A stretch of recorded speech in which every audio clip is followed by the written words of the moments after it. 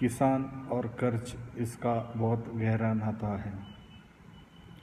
मेरे पिताजी जब एमएससी मैथमेटिक्स उस्मानिया यूनिवर्सिटी पढ़ के जब गांव में आए तो उनके 14 भाई की हालत बहुत ही ख़राब थी और उनके पास एजुकेशन के सिवा कुछ भी नहीं था। लेकिन इन भाइयों की बेकार हालत उनसे देखी नहीं जाती थी, इसलिए उन्होंने सब भाइयों को इकट्ठा कर लिया और पूरा घर संवारना चालू कर दिया। तब पैसे के लिए उन्होंने बैंकों से ऋण लेकर 22 वेल और 50 एक ट्यूबवेल का गठन किया। ट्यूबवेल लिए क्योंकि हमारे गांव का नाम निपानी था और हमारे भाइयों का उनकी हालत सुधारने के लिए उन्होंने बहुत सारा फाइनेंस बैंकों से लिया और वो 16-16 घंटे 14 भाई काम करते थे।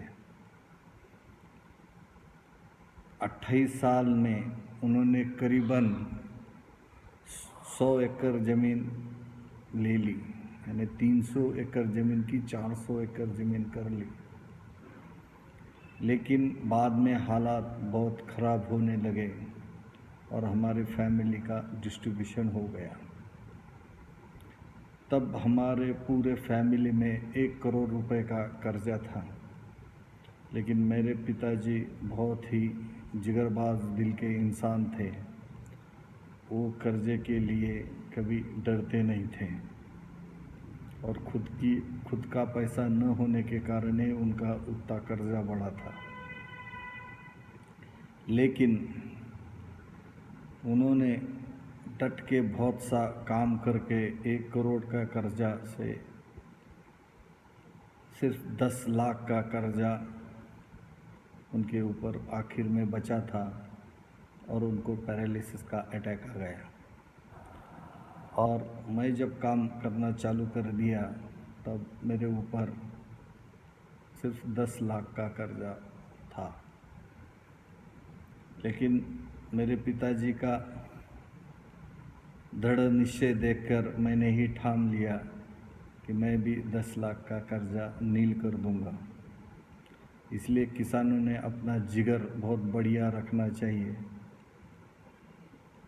कर्जे को डरना नहीं चाहिए। नंगे आए थे नंगे जाना है, कुछ तो करके जाना है। कर्जा तो लेना ही पड़ता है, लेकिन उस कर्जे को रिटर्न करने की हिम्मत रखनी चाहिए। जय हिंद।